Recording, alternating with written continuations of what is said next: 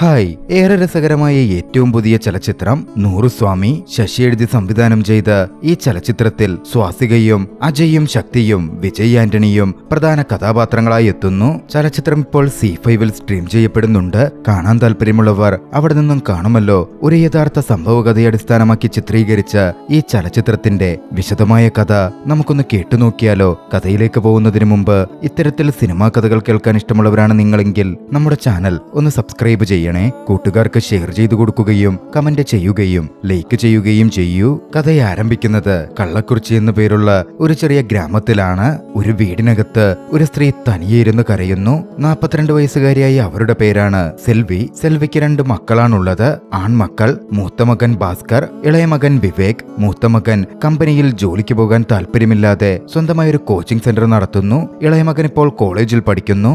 മക്കളുമായി എന്തോ പ്രശ്നമുണ്ടായിട്ടുണ്ടെന്ന് പിന്നീട് നടക്കുന്ന കാര്യങ്ങൾ വ്യക്തമാക്കുന്നുണ്ടായിരുന്നു. കാരണം മക്കൾ 2 പേരിൽ നിന്നും സെൽവിക്ക് തുടരെ ഫോൺ വന്നിട്ടും സെൽവി അതൊന്നും എടുത്തതേയില്ല. പിന്നാലെ ഏറെ വികാരപരിധിയായി സെൽവി കേരളത്തിൽ താൻ പണ്ട് ജോലി ചെയ്തിരുന്നിടത്തേക്ക് ഫോൺ ചെയ്തു. താൻ ഉടനടി ജോലിക്കായി അങ്ങോട്ടേക്ക് വരുന്നുണ്ടെന്ന് പറഞ്ഞു. ഒട്ടും മടിക്കാതെ വേഗത്തിൽ സാരിയും ഉടുത്ത് ആവശ്യ സാധനങ്ങളും എടുത്ത് ബാഗുമായി സെൽവി രാത്രിയിൽ തന്നെ പുറത്തേക്ക് നടന്നു. ബസ് കയറി കേരളത്തിലേക്ക് പോവാനാണ് പദ്ധതി. പോകുന്ന വഴിയിൽ വയലിൽ കാവൽ നിൽക്കുകയായിരുന്ന ചില നാട്ടുകാരിൽ ഒരാൾ ആരാത്, എങ്ങോട്ടാ പോകുന്നത് എന്ന് സെൽവിയെ നോക്കി വിളിച്ചു ചോദിച്ചു. സെൽവി തന്റെ പേരും താൻ മേൽമരുത്തൂരിലേക്ക് കാൽനടയായി തീർത്ഥാടനത്തിന് പോവുകയാണ് എന്നും പറഞ്ഞു. സൂക്ഷിച്ചു പോവാൻ പറഞ്ഞ് അവർ സെൽവിയെ പറഞ്ഞയച്ചു. നാട്ടിൻപുറത്തെ അവസാന ബസ് പിടിക്കാൻ നേർവഴിയിലൂടെ പോയാൽ വൈകുമെന്ന് കരുതി അവർ വയൽ പ്രദേശം വഴി മുന്നോട്ട് പോയിക്കൊണ്ടേയിരുന്നു. ഒടുവിൽ ബസ് സ്റ്റോപ്പിലെത്തിയപ്പോഴേക്കും ബസ് വിട്ടുപോയിരുന്നു. പിന്നാലെ വന്നൊരു വണ്ടിക്കും അവർ കൈകാട്ടി. ആ വണ്ടിയും നിർത്തിയില്ല. വല്ലാത്ത നിരാശയിൽ ദുഃഖത്തിൽ അവൾ കുറച്ചുനേരം അവിടെ നിന്നു. എന്തോ ഒരു ആശങ്കയും ദുഃഖവും അവളെ അലട്ടുന്നുണ്ടായിരുന്നു. അപ്പോഴാണ് വലിയൊരു കാൽനട തീർത്ഥാടക സംഘം ആ വഴി വരുന്നത് സെൽവി കാണുന്നത്. എന്തോ തോന്നി തിരികെ പോവാൻ സെൽവി തീരുമാനിച്ചു. പോകുന്ന വഴിയിൽ കാട്ടുപ്രദേശത്തേക്ക് കയറിയതും ഒരു കാട്ടുപന്നി അവളെ ആക്രമിച്ചു. രക്ഷപ്പെടാനുള്ള തത്രപ്പാടിൽ അവൾ ഓടിക്കൊണ്ടേയിരുന്നു.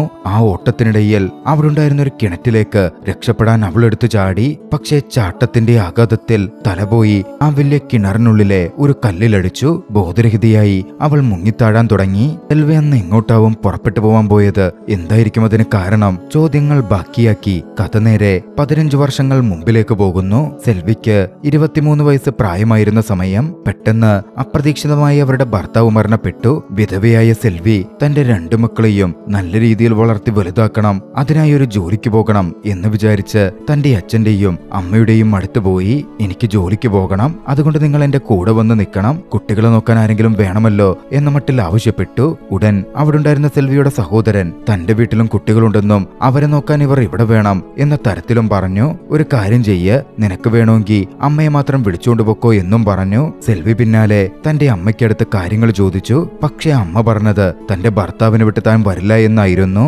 അതോടെ വലിയ ദേഷ്യം വന്ന സെൽവി, നിങ്ങളുടെ ആരുടെയും സഹായം എനിക്ക് വേണ്ട, ഞാൻ തന്നെ എന്റെ മക്കളെ വളർത്തി വലുതാക്കിക്കോളാം, അവർ നന്നായി പഠിപ്പിച്ചോളാം എന്ന് വാശിയിൽ പറഞ്ഞ് അവിടെ നിന്ന് ഇറങ്ങിപ്പോരുകയാണ്. പിന്നിൽ നിന്നും അവളുടെ അമ്മ അവളോട് അവിടെ തന്നെ വീട് വെച്ച് താമസിക്ക് എന്ന മട്ടിലൊക്കെ പറയുന്നുണ്ടായിരുന്നു. പക്ഷെ അവിടെ താമസിച്ചാൽ മക്കളുടെ വിദ്യാഭ്യാസം നല്ല രീതിയിൽ നടക്കില്ല എന്ന് സെൽവിക്ക് അറിയാമായിരുന്നു. പിന്നീട് അങ്ങോട്ടേക്ക് സെൽവി കിട്ടുന്ന എല്ലാ ജോലിയും വളരെ കഷ്ടപ്പെട്ട് ചെയ്ത് തന്റെ മക്കളെ നോക്കാൻ ആരംഭിച്ചു. നാളുകളും മുന്നോട്ടോടി. മക്കളും വലുതായി വന്നു. അപ്പോഴാണ് ഒരു കോൺവെന്റ് സ്കൂളിലെ ആളുകൾ എത്തിയത്. അവിടെ ഒരു ഹോസ്റ്റലുണ്ട്. പാവപ്പെട്ട പയ്യന്മാരെ പണമൊന്നുമില്ലാതെ അവിടെ നിർത്തി അവർ പഠിപ്പിക്കും. അത്തരത്തിലെ ഓഫർ സെൽവിക്കടുത്ത് എത്തിയതും മക്കളുടെ ഭാവിയോർത്ത് മക്കളെ അവിടെ പഠിക്കാൻ വിടാൻ സെൽവി തീരുമാനിച്ചു. പക്ഷേ മക്കൾക്കതിന് തീരെ താല്പര്യമുണ്ടായിരുന്നില്ല. മക്കള് പോവില്ലെന്ന് പറഞ്ഞ് ബഹളം കൂട്ടി. തന്റെ മനസ്സിനെ കല്ലാക്കി കുട്ടികളെ ആ ബസ്സിൽ കയറ്റി വിടാൻ സെൽവി തീരുമാനിച്ചു. പിന്നാലെ അവിടുന്ന് തിരികെ നടക്കുകയും ചെയ്തു. ബസ്സിൽ കയറിയ കുട്ടികളും വല്ലാതെ കരയുകയായിരുന്നു. ഒടുവിൽ ആ ബസ് നിർത്തി. കരയുന്ന കുട്ടികൾ താഴെ ഇറങ്ങി. സെൽവി തിരിഞ്ഞു നോക്കിയപ്പോൾ ആ കാഴ്ച കണ്ടു. അത്ര നേരം കല്ലാക്കി വെച്ച സെൽവിയുടെ മനസ്സ് വിങ്ങിപ്പൊട്ടി. എന്റെ മക്കളെ എന്ന് കരഞ്ഞു നിലവിളിച്ച് മക്കൾക്കടുത്തേക്ക് സെൽവി ഓടി. പിന്നീട് അങ്ങോട്ടേക്ക് മക്കളെ പിരിഞ്ഞു നിൽക്കാൻ സെൽവി കൂട്ടാക്കിയില്ല. കഠിനമായി കിട്ടുന്ന ഓരോ ജോലിയും ചെയ്ത് സെൽവി തന്റെ മക്കളെ വളർത്തിക്കൊണ്ടുവന്നു. പക്ഷേ ഇതിനിടയിൽ ഒരു വിധവ എന്ന നിലയിലുള്ള ബുദ്ധിമുട്ടുകളും സെൽവി നേരിടുന്നുണ്ടായിരുന്നു. വിധവയായ ചെറുപ്പക്കാരിയായ ഒരു സ്ത്രീ തനിച്ചു താമസിച്ചാൽ ഗ്രാമത്തിലെ പുരുഷന്മാർ രാത്രിയിൽ അവളെ തിരക്കി വരുമല്ലോ. മാത്രമല്ല ആചാരങ്ങളിൽ നിന്നും മറ്റും അവരെ ഒഴിവാക്കി നിർത്തുകയും അവരൊരു അപശകനമായി കരുതുകയും ചെയ്യും. ജോലിയിടത്തിൽ പോലും സെൽവിക്ക് സെൽവിക്ക് അത്തരത്തിൽ പല കാര്യങ്ങളും ഏറ്റുവാങ്ങേണ്ടി വന്നു. വിധവയായ സ്ത്രീകൾ പൊട്ടുവെക്കാറില്ലല്ലോ. സെൽവി ജോലി ചെയ്തിരുന്നത് ഒരു ട്രാവൽ ഓഫീസിലായിരുന്നു. ഒരിക്കൽ അവിടെ വന്ന കസ്റ്റമറിന് പാസ്പോർട്ട് കൊടുത്തപ്പോ പൊട്ടില്ലാത്ത സെൽവിയെ കണ്ട് അപശകുനമെന്ന് കരുതി അത് വാങ്ങാൻ അവർ വിസമ്മതിച്ചു. അന്ന് ആ കടയുടമ സെൽവിയോട് ജോലി ചെയ്യുമ്പോൾ മാത്രം പൊട്ടുവെക്കാൻ ആവശ്യപ്പെട്ടു. പിന്നീട് അങ്ങോട്ടേക്ക് സെൽവി അത്തരത്തിൽ ചെയ്യുമായിരുന്നു. അങ്ങനെ നാളുകൾ മുന്നോട്ടോടി. മക്കളെ കഷ്ടപ്പെട്ട് സെൽവി പഠിപ്പിച്ചുകൊണ്ടേയിരുന്നു. മൂത്തവൻ കോളേജിൽ പോകുന്ന പ്രായമെത്തി. അവനെ പഠിപ്പിക്കാൻ ഒരു കോളേജ് ഹോസ്റ്റലിലും സെൽവി നിർത്തി. പക്ഷേ അപ്പോഴും ഗ്രാമത്തിൽ നിന്നുള്ള ആണുങ്ങളുടെ ശല്യം ഒരുപാടായി സെൽവിയെ തേടിയെത്തിയിരുന്നു. സെൽവി അതെല്ലാം സഹിച്ചു.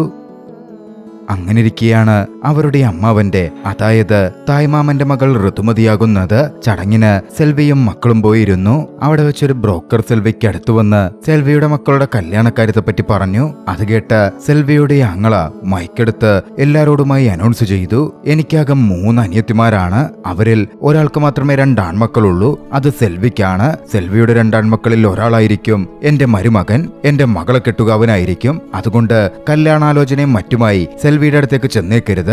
ഒരു വാണിംഗ് പോലായിരുന്നു ബന്ധുക്കളോടും ബ്രോക്കർമാരോടുമായി സെൽവിയുടെ ആങ്ങള അത്തരത്തിൽ സംസാരിച്ചത്. ഇത് കേട്ട് സെൽവിയുടെ മക്കൾ വല്ലാത്തൊരു ഭാവത്തിൽ സെൽവിയെ നോക്കുന്നുണ്ട്. അങ്ങനെയിരിക്കെ ഒരു ദിവസം സെൽവി എവിടെയോ പോയി മടങ്ങി വരികയായിരുന്നു. ഗ്രാമത്തിൽ എപ്പോഴും സെൽവിക്ക് പ്രശ്നമാകുന്ന ഒരാളുണ്ട്. പച്ചൈ പെരുമാൾ എന്നാണ് അയാളുടെ പേര്. പെണ്ണുങ്ങൾ കഷ്ടപ്പെടുന്നത് കാണുമ്പോ വല്ലാത്തൊരു രസം കിട്ടുന്നൊരു വ്യക്തിയായിരുന്നു അയാൾ. സെൽവിയുടെ മേലടക്കം പച്ചൈ പെരുമാളിനൊരു കണ്ണുണ്ട്. പക്ഷേ പച്ചൈ പെരുമാളിനെ സെൽവി ഉണ്ടായിരുന്നില്ല. മടങ്ങി വരുന്ന സെൽവിയെ കണ്ടതും തന്റെ ശിങ്കിടിയെ വെച്ച് സെൽവി എവിടെന്നാ വരുന്നതെന്ന് ചോദിക്കാൻ പച്ചൈ പെരുമാൾ പറഞ്ഞു. അവൻ വിളിച്ചു ചോദിച്ചതും താൻ വിധവാ പെൻഷന്റെ കാര്യത്തിന് പോയതാണെന്നും പക്ഷെ അതിന് 10,000 രൂപയെ ബ്രോക്കർ കൈക്കൂലി ചോദിക്കുന്നത് എന്നും സെൽവി മറുപടി പറഞ്ഞു. ഉടൻ വന്നു പച്ചൈ പെരുമാളിന്റെ കമന്റ്, മരിക്കുന്നവരെ 1000 രൂപ വാങ്ങാനുള്ളതല്ലേ, ഒരു 10,000 രൂപ കൈക്കൂലി കൊടുത്താൽ ഇപ്പോ എന്താ? അത് കേട്ട് സെൽവി പച്ചൈ പെരുമാളിനെതിരെ തിരിഞ്ഞു. വല്ലാത്തൊരു ഗൗരവഭാവത്തിൽ ചോദിച്ചു, എന്താ കാലാകാലം ഞങ്ങൾ വിധവയായി തന്നെ ജീവിക്കണമെന്നുണ്ടോ? എനിക്കെന്താ വേറെ കല്യാണം കഴിച്ചൂടെ? അത് കേട്ട് പച്ചൈ പെരുമാൾ ഞെട്ടി. സെൽവിയുടെ വീടിന് മുമ്പിൽ ചെറിയൊരു സ്കൂൾ ഉണ്ടായിരുന്നു, ട്യൂഷൻ സെന്റർ പോലെ. അവിടുത്തെ അധ്യാപകനും സെൽവിയ പറഞ്ഞത് കേട്ടിരുന്നു. അന്ന് ക്ലാസ്സിനിടവേളയിൽ ഒരു തയ്യൽ ജോലിയുടെ ആവശ്യത്തിനെന്ന പോലെ അദ്ദേഹം സെൽവിക്കടുത്തെത്തി. സംസാരിക്കുമ്പോ, നേരത്തെ നീ പറഞ്ഞല്ലോ നിനക്ക് വേറൊരു കല്യാണം കഴിക്കാൻ ശരിക്കും ആഗ്രഹമുണ്ടോ എന്ന് അദ്ദേഹം ചോദിച്ചു. താനും വളരെ ചെറുപ്പത്തിലെ ഭർത്താവിനെ നഷ്ടപ്പെട്ടവളാണെന്നും തനിക്കും മറ്റ് സ്ത്രീകളെ പോലെ ആഗ്രഹങ്ങളൊക്കെ കാണില്ലേ എന്നും എന്തുകൊണ്ട് തനിക്കൊരു പുനർവിവാഹം കഴിച്ചൂടാ എന്ന് സെൽവി ഏറെ വികാരപരിധിയായി ആ ടീച്ചറോട് സംസാരിച്ചു. വിധവയായ ഒരു സ്ത്രീ സമൂഹത്തിൽ അനുഭവിക്കുന്ന ബുദ്ധിമുട്ടുകളെ പറ്റിയും ഒറ്റപ്പെടലുകളെ പറ്റിയും ദുശകനം എന്ന പേരിലുള്ള മാറ്റി നിർത്തലുകളെ പറ്റിയും അവൾ സംസാരിച്ചിരുന്നു. അത് കേട്ട് ആ അധ്യാപകൻ സീരിയസ് ആയി പറഞ്ഞു, ഇത് തന്നെ എന്റെ ഭാര്യ മരിച്ച ആരോടെങ്കിലും വന്ന് നീ വേറെ കല്യാണം കഴിക്കുമെന്ന് ചോദിച്ച എനിക്ക് വളരെ എളുപ്പത്തിൽ ഞാൻ കല്യാണം കഴിക്കുമെന്ന് പറഞ്ഞു പോരാം. പക്ഷേ നിങ്ങൾക്ക് നിങ്ങളുടെ ആഗ്രഹം പുറത്തു പറയാൻ തന്നെ എത്രത്തോളം വിശദീകരണങ്ങൾ നൽകേണ്ടി വരുന്നു. ശരി, എനിക്കറിയാവുന്ന നല്ലൊരാളുണ്ട്, നിങ്ങൾക്ക് നല്ലൊരു ആലോചന നോക്കാൻ ഞാൻ പറയട്ടെ? അദ്ദേഹം തിരക്കി. ആദ്യം ഞാൻ എന്റെ മക്കളുടെ അടുത്ത് ചോദിക്കണം എന്നായിരുന്നു സെൽവിയുടെ മറുപടി. അടുത്ത ദിവസം സെൽവിയുടെ മകൻ വീട്ടിൽ നിന്ന് പുറത്തു വന്നപ്പോ മൂത്ത മകനായ ഭാസ്കറിനെ വിളിച്ച് ആ അധ്യാപകൻ തന്റെ ഒരു സുഹൃത്തിനു വേണ്ടി അവന്റെ അമ്മയെ വിവാഹം ചെയ്ത് കൊടുക്കുമോ എന്ന് ചോദിച്ചു. ആ പ്രായത്തിൽ കോളേജിൽ പഠിക്കുന്ന ഭാസ്കറിന് അത് കേട്ടതും എങ്ങനെ പ്രതികരിക്കണമെന്നൊരു പിടുത്തവും കിട്ടുന്നുണ്ടായിരുന്നില്ല. അമ്മയോട് പറഞ്ഞെന്നും അമ്മയാണ് അവനോട് സംസാരിക്കാൻ പറഞ്ഞത് എന്നുകൂടി അധ്യാപകൻ പറഞ്ഞതോടെ ഭാസ്കറിന്റെ ഉള്ളിൽ എന്തൊക്കെയോ ദേഷ്യം ആളിക്കത്താൻ തുടങ്ങി. ഭാസ്കർ ഒന്നും മിണ്ടാതെ അവിടെ നിന്ന് കുട്ടികളുടെ കൂടെ ക്രിക്കറ്റ് കളിക്കാൻ പോയി. സെൽവി അത് കണ്ടതും ജോലിക്കും ഇറങ്ങി. തനിക്ക് വേറൊരു കല്യാണം കഴിക്കണമെന്ന് ആഗ്രഹമുണ്ടെന്ന് അറിഞ്ഞിട്ടും തന്റെ മകൻ ഒരു പ്രതികരണവും നടത്തിയില്ലല്ലോ, അവനെ എങ്ങനെ ഇനി എതിരിടും എന്ന മടിയോടെയായിരുന്നു സെൽവി ജോലി കഴിഞ്ഞ് വീട്ടിലേക്ക് വന്നത്. വീട്ടിലെത്തി പഠിച്ചുകൊണ്ടിരുന്ന മോനെടുക്കൽ വലിയ മൈൻഡൊന്നും കാണിക്കാതെ സാധാരണ രീതിയിൽ സെൽവി ഇടപഴകി. ഓരോന്ന് ചെയ്യുന്നതിനിടയിൽ കേരളത്തിൽ നല്ലൊരു വീട്ടുജോലി വന്നിട്ടുണ്ടെന്നും നല്ല ശമ്പളം കിട്ടും എന്നുമൊക്കെ സെൽവി പറഞ്ഞുകൊണ്ടിരിക്കുന്നുണ്ടായിരുന്നു. അപ്പോഴെല്ലാം ഭാസ്കർ ദേഷ്യത്തിലാണ്. എന്താ നീ ഇങ്ങനെ മുഖം വീർപ്പിച്ചിരിക്കുന്നത് എന്ന മട്ടിൽ സെൽവി ചോദിച്ചതും എന്റെ മുഖത്തിനാണോ പ്രശ്നം, നിങ്ങൾ നിങ്ങളുടെ മുഖം നോക്ക് എന്ന് പറഞ്ഞ് ദേഷ്യത്തിൽ ഭാസ്കർ കണ്ണാടി എടുത്ത് കാണിച്ച് വീട്ടിൽ നിന്നിറങ്ങിപ്പോയി. സെൽവി കണ്ണാടി നോക്കിയതും അവളുടെ നെറ്റിയിൽ പൊട്ടുണ്ടായിരുന്നു. അന്ന് ഓഫീസിൽ നിന്ന് ഇറങ്ങിയപ്പോ അവളെ പൊട്ടെടുത്തു മാറ്റാൻ മറന്നുപോയിരുന്നു.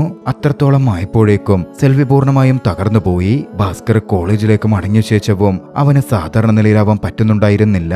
അമ്മ മറ്റൊരു കല്യാണം കഴിക്കുന്ന ഉണ്ടായിരുന്നു എന്നത് അവനെ വല്ലാതെ അസ്വസ്ഥനാക്കിക്കൊണ്ടിരുന്നു. മറുവശത്ത് സെൽവി ആകട്ടെ കേരളത്തിലെ ഒരു വീട്ടിൽ ജോലിക്ക് പോയി കഷ്ടപ്പെട്ട് പണമുണ്ടാക്കി മകൻ അയച്ചു കൊടുത്തുകൊണ്ടിരുന്നു. ഇതിനിടയിൽ പലവരും സെൽവിക്ക് കല്യാണാഗ്രഹം വീണ്ടും വരുന്നുണ്ടെങ്കിലും തന്റെ കുടുംബത്തെയോർത്ത് മകനെയോർത്ത് സെൽവി അതെല്ലാം മടക്കി വെച്ചു. ഒരിക്കൽ പണം അയച്ചതിന്റെ കൂട്ടത്തിൽ തനിക്കിനി കല്യാണം കഴിക്കാനുള്ള ഒരു ഉദ്ദേശവുമില്ല, എല്ലാം അവസാനിപ്പിക്കുന്നു എന്നുകൂടി സെൽവി മകനെഴുതിയിരുന്നു.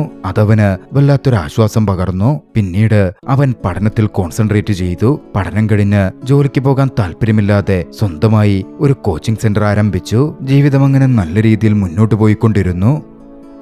വർഷങ്ങൾക്കിപ്പുറം സെൽവിയുടെ ഇളയമകൻ വിവേക് സന്ധ്യ എന്ന പേരുള്ള ഒരു പെൺകുട്ടിയുമായി പ്രണയത്തിലായിരുന്നു. ഒരിക്കൽ അവർ സ്ലീപ്പർ ബസ്സിൽ ഒന്നിച്ച് യാത്ര ചെയ്യുമ്പോൾ വളരെ യാദൃച്ഛികമായി സന്ധ്യയുടെ അമ്മ അവരുടെ പ്രണയത്തെ പിടിച്ചു. അതിന്റെ പേരിൽ വീട്ടിൽ വലിയ പ്രശ്നമായി. സന്ധ്യയെ വീട്ടുകാർ പൊതിരെ തല്ലി. പിന്നാലെ സന്ധ്യയുടെ അമ്മ വന്ന് സെൽവിയോടും കാര്യം പറഞ്ഞു. സെൽവി വിവരം കേട്ട് ദേഷ്യത്തിലായിരുന്നു തന്റെ മകനെ എതിരിടാൻ പോയത്. വിവേകിനോട് ദേഷ്യത്തിൽ സെൽവി സംസാരിച്ചെങ്കിലും താനും സന്ധ്യയും കുട്ടിക്കാലം മുതലേ പ്രണയത്തിലാണെന്ന കാര്യം വിവേക് വെളിപ്പെടുത്തി. ഒരു പെൺകുട്ടിയെ എത്രത്തോളം ബഹുമാനത്തോടെ നോക്കിക്കാണണമെന്നാണ് അമ്മ പഠിപ്പിച്ചിട്ടുള്ളതെന്ന പൂർണ്ണബോധ്യം തനിക്കുണ്ടെന്നും താൻ അവളോടൊരു തെറ്റും പ്രവർത്തിച്ചിട്ടില്ല എന്നും വിവേക് സെൽവിക്ക് അടുത്ത് പറഞ്ഞു.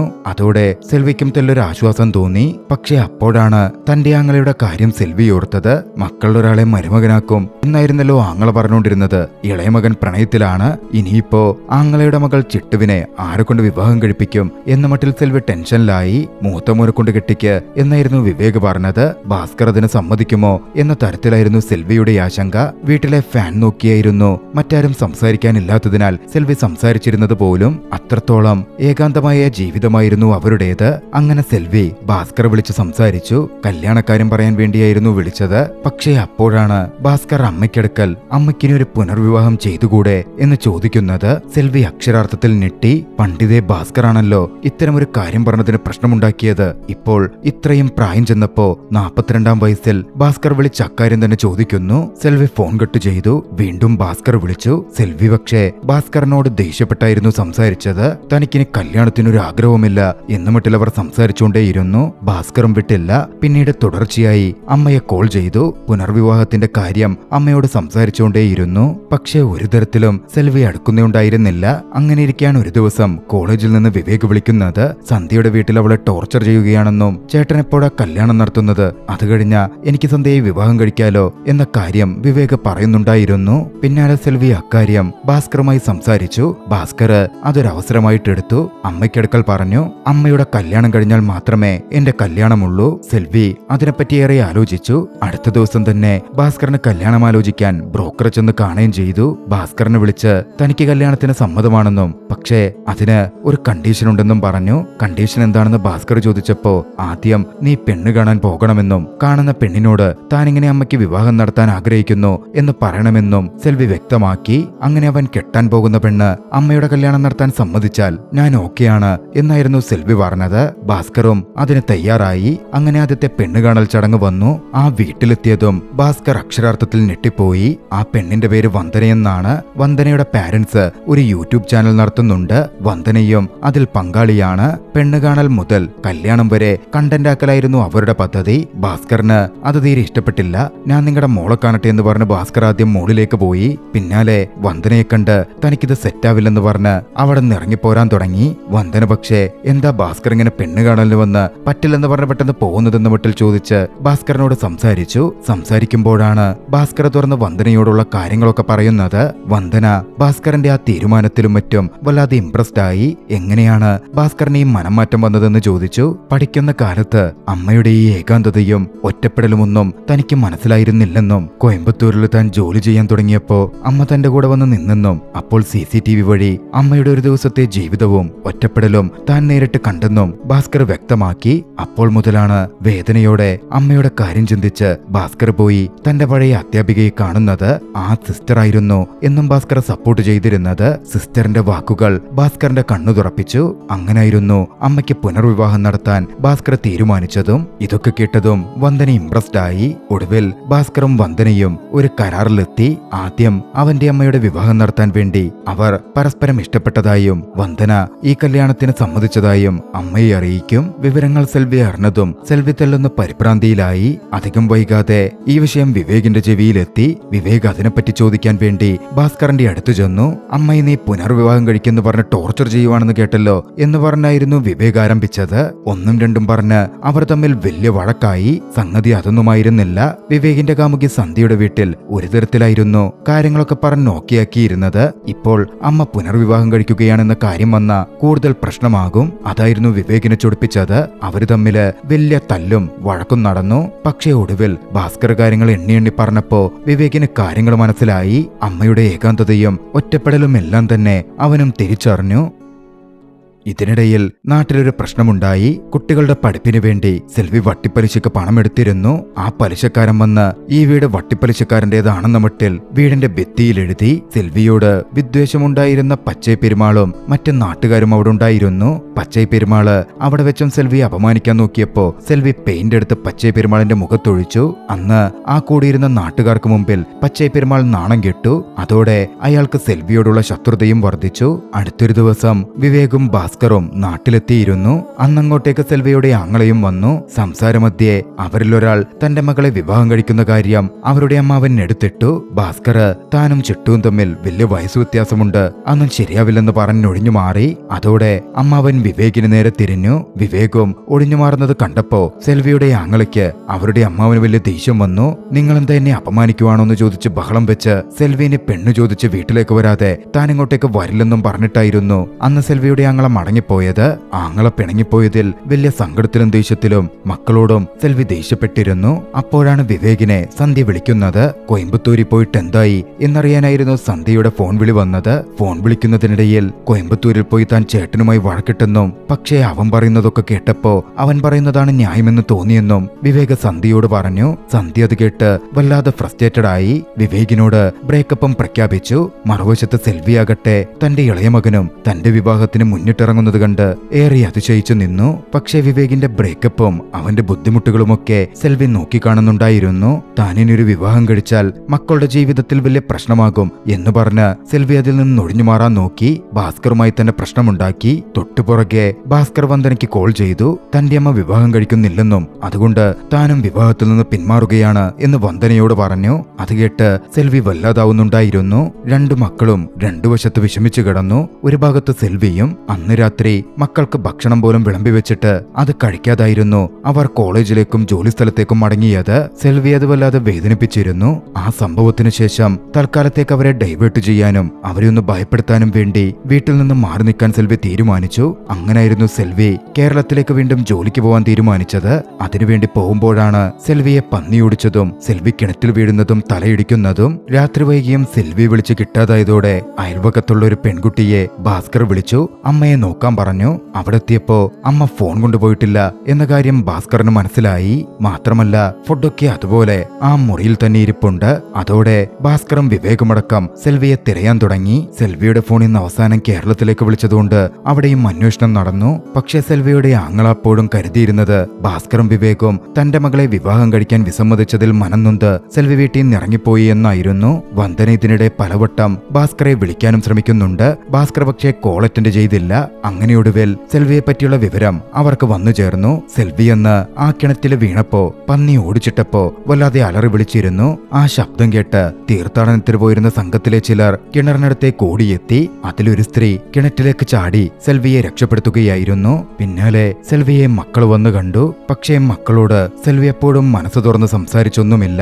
എങ്ങാനും അങ്ങനെ ചെയ്താൽ അവർ വീണ്ടും കല്യാണക്കാര്യം ഉയർത്തിക്കൊണ്ടുവരുമോ എന്നായിരുന്നു സെൽവിയുടെ ഭയം. പിന്നീട് കുറച്ച് നാളുകൾക്ക് ശേഷം സെൽവി പൂർണ്ണമായും സുഖപ്പെട്ടു. അമ്മ ഇങ്ങനെ ഒറ്റയ്ക്ക് ജീവിക്കുന്നത് ഭാസ്കർ വല്ലാതെ വേദനിപ്പിക്കുന്നുണ്ടായിരുന്നു. ഇതിനിടയിൽ വന്ദന ഭാസ്കറിനെ കാണാനെത്തി. അവർ തമ്മിൽ പാച്ചപ്പ് ആവുകയും ചെയ്തു. സന്ധ്യയുടെ വീട്ടിലും സന്ധ്യയുടെ പ്രണയത്തെപ്പറ്റി ചൊല്ലി വലിയ പ്രശ്നങ്ങൾ അരങ്ങേറുന്നുണ്ടായിരുന്നു. ആ ഒരു സമയത്താണ് സെൽവിയുടെ വീടിന്റെ തൊട്ടടുത്തുള്ള സെൽവി കൂട്ടുകാരിയെ പോലെ കണ്ടിരുന്ന ഒരു ചെറിയ പെൺകുട്ടിയുടെ ഭർത്താവ് അപകടത്തിൽ മരിക്കുന്നത്. അവളപ്പോൾ ഗർഭിണിയായിരുന്നു. ഭർത്താവിന്റെ മൃതദേഹം കൊണ്ടുവരുന്ന അതേ സമയം അവൾക്ക് പ്രസവവേദന വന്നു. അവളെ ആശുപത്രിയിലേക്ക് വീട്ടിലേക്ക് മാറ്റി. അന്ന് വൈകുന്നേരം ആ പെൺകുട്ടിയുടെ അവസ്ഥയാലോചിച്ച് സെൽവി ദുഃഖിച്ചിരിക്കുകയായിരുന്നു. അമ്മ ഇങ്ങനെ മേഖല എന്ന ആ ഒരു പെണ്ണിനെ കോർത്ത് വിഷമിച്ചിരിക്കുന്നത് കണ്ട് ഭാസ്കർ അവസരം മുതലെടുത്തു അമ്മയെ ഒന്ന് നോണ്ടി നോക്കി. അതോടെ ദേഷ്യത്തിലും സങ്കടത്തിലും സെൽവി പൊട്ടിത്തെറിച്ചു. ഞാൻ വിധവയാകുമ്പോ എനിക്ക് 23 വയസ്സാണെന്നും ആ പെണ്ണിന് വെറും 20 വയസ്സേ ഉള്ളൂവെന്നും ഇനി അവൾ എത്രത്തോളം കഷ്ടപ്പെടും എന്നൊക്കെ സെൽവി വല്ലാതെ വേദനിച്ച് പറയുന്നുണ്ടായിരുന്നു.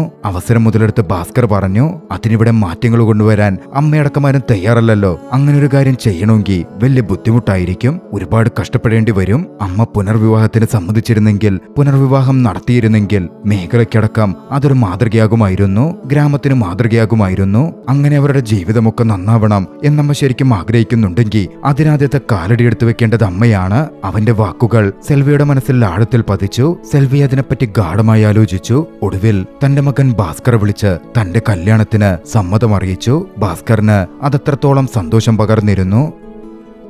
പിന്നെ അങ്ങോട്ടേക്ക് മക്കൾ അമ്മയ്ക്കായി കല്യാണാലോചനകൾ ആരംഭിച്ചു. പക്ഷേ നിരവധി പേരെ കണ്ടിട്ടും പറ്റുന്ന നല്ലൊരാളെ കണ്ടുകിട്ടുന്നുണ്ടായിരുന്നില്ല. ഇതിനിടയിൽ ബ്രോക്കറുടെ കൂടെ പലവട്ടം സെൽവി ഇങ്ങനെ പോകുന്നതും വരുന്നതുമൊക്കെ പച്ചൈ പെരുമാൾ നോക്കിക്കാണുന്നുണ്ടായിരുന്നു. പച്ചൈ പെരുമാളിനും സംശയങ്ങൾ തോന്നി. അങ്ങനെ ഇരിക്കെ ഒരു ദിവസം കിണറ്റിൽ നിന്ന് തന്റെ ജീവൻ രക്ഷിച്ച് മോച്ച എന്നു പേരുള്ള ആ സ്ത്രീക്കൊപ്പം സെൽവി ഒരു തീർത്ഥാടന യാത്രയ്ക്ക് പോയിരുന്നു. പ്രാർത്ഥിക്കുന്ന സമയത്ത് മോച്ചാം തന്റെ സഹോദരൻ ഏഴുമലയ്ക്ക് ഒരു കല്യാണം നടക്കണേ എന്ന പ്രാർത്ഥന വളരെ ആത്മാർത്ഥതയോടെ നടത്തി. സെൽവി അത് കേട്ടു. മോച്ചാമുമായി സെൽവി ഏഴുമലയെപ്പറ്റി സംസാരിച്ചു. അങ്ങനെ ഏഴുമലയെ കാണാൻ മോച്ചാമിന്റെ കൂട്ടത്തിൽ ഏഴുമലയുടെ വീട്ടിലേക്ക് സെൽവി എത്തി.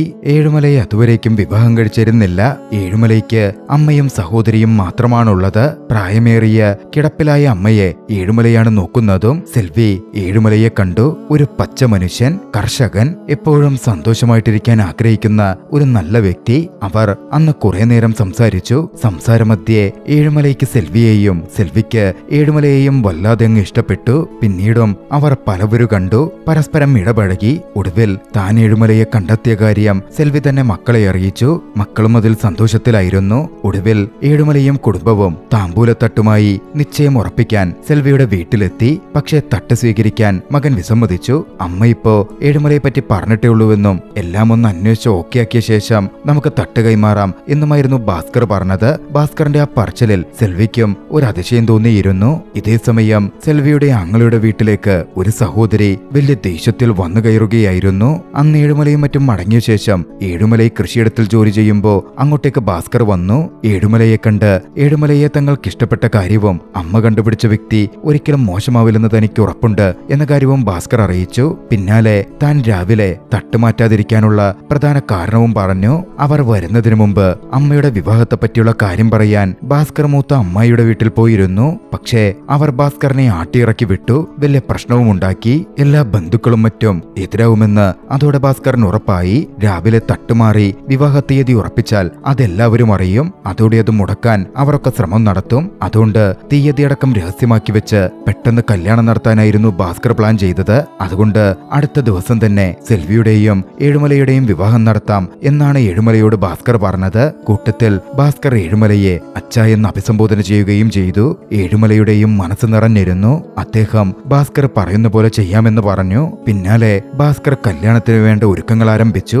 പൂജാരിക്കടുക്കൽ വന്ന് കല്യാണത്തിന്റെ കാര്യം പറഞ്ഞ് അതിനുവേണ്ട ദക്ഷിണയും കൊടുത്തിട്ട് പോയി. കല്യാണം എപ്പോഴാണ്, ആർക്കാണെന്നൊന്നും തന്നെ ഭാസ്കർ പറഞ്ഞിരുന്നില്ല. അവിടെ ഉണ്ടായിരുന്ന പച്ചൈ പെരുമാൾ പൂജാരിയിൽ നിന്ന് വിവരം ചോദിച്ചറിഞ്ഞു. പച്ചൈ പെരുമാൾ തെറ്റിദ്ധരിച്ചത് വിവേകിന്റെയും സന്ധ്യയുടെയും കല്യാണം നടത്താനാണത് എന്ന മട്ടിലായിരുന്നു. സന്ധ്യയുടെ വീട്ടിൽ ചെന്ന് പച്ചൈ പെരുമാൾ പ്രശ്നമുണ്ടാക്കാൻ നോക്കിയെങ്കിലും സന്ധ്യ അതിനെ ധൈര്യത്തോടെ എതിരിട്ടു. തങ്ങൾക്കങ്ങനെ ഒരു പദ്ധതിയുമില്ലെന്ന് പറഞ്ഞു. അതോടെ പച്ചൈ പെരുമാളിന്റെ സംശയം കൂടുതൽ കടുത്തു. മറുവശത്ത് ഭാസ്കർ ആകട്ടെ കല്യാണ വസ്ത്രവും മറ്റും എടുക്കുന്ന തിരക്കിലായിരുന്നു. ആ സമയത്താണ് എല്ലാം ആലോചിച്ചൊടുവിൽ കാര്യങ്ങൾ മനസ്സിലാക്കിയ പോലെ പച്ചൈ പെരുമാൾ ഭാസ്കറിനെ വിളിക്കുന്നത്. അമ്മയുടെ കല്യാണം നടത്താനുള്ള പദ്ധതിയാണോ എന്ന മട്ടിൽ പച്ചൈ പെരുമാള് ഭാസ്കറിനടുക്കൽ ചോദിച്ചു. ഭാസ്കറിനും ദേഷ്യം വന്നു. പച്ചൈ പെരുമാളിന്റെ ഉദ്ദേശം അറിയാവുന്ന ഭാസ്കർ, നിനക്കൊക്കെ മുടക്കാൻ പറ്റുമെങ്കിൽ ഈ കല്യാണം ഒന്ന് മുടക്കടോ എന്ന മട്ടിൽ വെല്ലുവിളിച്ചു. പച്ചൈ പെരുമാള് അന്ന് തന്നെ നാട്ടുകാരിലെ വലിയൊരു ഭാഗത്തെ വിളിച്ചുകൂട്ടി ഇക്കാര്യം ഡിസ്കഷന് വെച്ചു. സെൽവിയുടെ കല്യാണം നടന്നാൽ പെണ്ണുങ്ങൾ സ്വതന്ത്രരാകുമെന്നും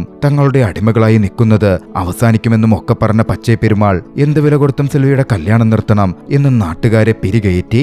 ഇതേസമയം മറുവശത്ത് സെൽവിയെ കാണാൻ സെൽവിയുടെ വിവാഹത്തിന്റെ വിവരമറിഞ്ഞ് സെൽവിയുടെ ആങ്ങളെയും സഹോദരിമാരും അമ്മയും എത്തിയിരുന്നു. അവർ സെൽവിയുടെ മേൽ അതും പറഞ്ഞ് വലിയ രീതിയിൽ അപമാനിച്ചൊക്കെ സംസാരിച്ചു. നിയന്ത്രണം വിട്ടപ്പോ സെൽവിയും അവർക്കെതിരെ മോശമായ രീതിയിൽ തന്നെ പ്രതികരിച്ചു.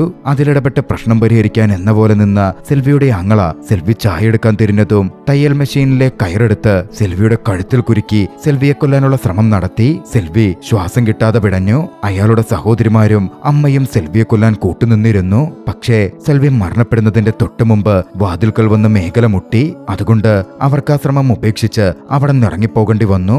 മേഖല സെൽവിയുടെ മുഖത്ത് വെള്ളം തെളിച്ചും വെള്ളം കൊടുത്തും സെൽവിയെ ഉണർത്തിയെടുത്തു. പിന്നാലെ മേഖലയോട് അവൾ സംസാരിച്ചു. കല്യാണത്തിന്റെ കാര്യമൊക്കെ അവളും അറിഞ്ഞിരുന്നു. നമ്മളെപ്പോലുള്ള വിധവകളൊക്കെ ഒരു കുട്ടിയായി കഴിഞ്ഞാൽ എന്ത് ചെയ്യാനാണ് എന്ന മട്ടിലായിരുന്നു മേഖല ദുഃഖത്തോട് ചോദിച്ചത്. സെൽവി അവളുടെ തലയിൽ തടവി. മേഖല യാത്ര പറയാൻ വന്നതാണ്. അവള് കുട്ടിയുമായി ഭർത്താവിന്റെ വീട്ടിലേക്ക് പോവുകയാണത്രേ. ശിഷ്ടകാലം അവിടെ വിധവയായി അങ്ങനങ്ങ് ജീവിക്കേണ്ടി വരും. സെൽവി ദുഃഖത്തോടെ അവളെ യാത്രയാക്കി. പക്ഷേ അവളുടെ ഉള്ളിൽ അതോടൊരു വാശിയും ഉണർന്നിരുന്നു.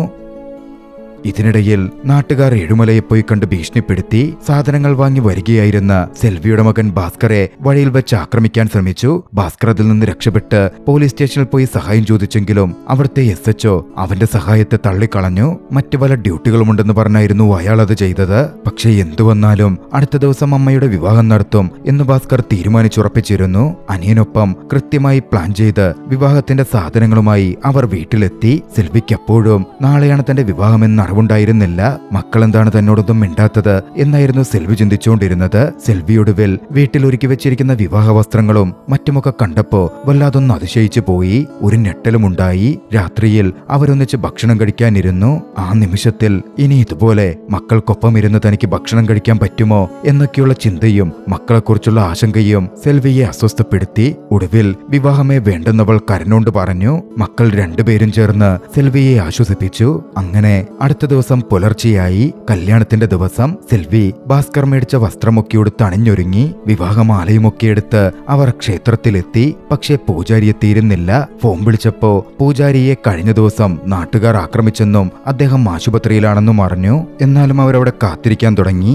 ഏഴുമലയും മറ്റും വരാനായിരുന്നു കാത്തിരിപ്പ്. അധികം വൈകാതെ അവരും അങ്ങോട്ടേക്ക് വന്നു ചേർന്നു. പിന്നാലെ സ്വന്തം രീതിയിൽ കല്യാണ ചടങ്ങുകൾ തുടങ്ങാം എന്നാലോചിച്ചവർ നിൽക്കുമ്പോഴാണ് പച്ചൈ പെരുമാൾ നാട്ടുകാരെയും കൂട്ടി പ്രശ്നമുണ്ടാക്കാൻ അവിടെ എത്തിയത്. അരിവാളും മറ്റുമായി പ്രശ്നത്തിന് നാട്ടുകാർ മുന്നിട്ട് വന്നതും ഏഴുമലൈ അവരെ അടിക്കാൻ മുന്നിട്ടിറങ്ങി. പക്ഷേ ഭാസ്കർ അദ്ദേഹത്തെ കൈപിടിച്ചു തടഞ്ഞു. പിന്നാലെ ഫോൺ വിളിച്ച് ആക്ഷൻ എന്ന് പറഞ്ഞു. തൊട്ടുപുറകെ ക്യാമറ ഡ്രോണുകൾ പറന്നെത്തി. കൂട്ടത്തിൽ ക്യാമറയുമായി അങ്ങോട്ടേക്ക് 2 വണ്ടികളും. അത് വന്ദനയുടെയും അവരുടെ കുടുംബത്തിന്റെയും സോഷ്യൽ മീഡിയ സെറ്റപ്പായിരുന്നു. ഒരു ന്യൂസ് ചാനൽ പോലെ അവിടെ നടക്കുന്ന കാര്യങ്ങളത്രയും അവർ കവർ ചെയ്തുകൊണ്ടേയിരുന്നു. കൂട്ടത്തിൽ അത് ലൈവ് സ്ട്രീമും ചെയ്തു. പ്രശ്നമുണ്ടാക്കാൻ പോകുന്ന നാട്ടുകാരെ അവർ ചെയ്യാൻ പോകുന്ന കാര്യങ്ങളുടെ ഭവിഷ്യത്ത് പറഞ്ഞ് അതിനെത്രത്തോളം ശിക്ഷ വരും എന്ന മട്ടിൽ വന്ദന ചൂണ്ടിക്കാണിച്ചു.